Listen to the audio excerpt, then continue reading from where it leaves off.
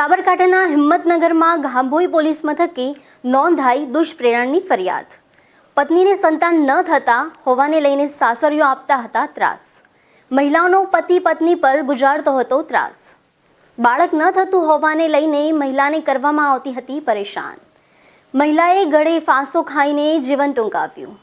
પત્નીના પિયર પક્ષે ગાંભોઈ પોલીસ મથકે નોંધાવી દુષ્પ્રેરણની ફરિયાદ। બાળક ન થતું હોવાને લઈને મહિલાને મોતને પગલે ચકચાર। ગાંભોઈ પોલીસે વિષ્ણુસિંહ જવાનસિંહ નામના હેવાન પતિ સામે નોંધાવ્યો ગુનો। વિષ્ણુસિંહ જવાનસિંહ મકવાણા હિંમતનગરના ખાદ્યોલ ગામનો રહેવાસી 23 વર્ષીય દીકરીના આપઘાત મામલે પરિવારમાં આક્રંદ। તો આ અંગે વધુ વિગતો જાણે સંવાદદાતા જીગર પંડ્યા જોડાઈ ગયા છે। જી જીગર, આ સમગ્ર મામલે શું છે વિગતો?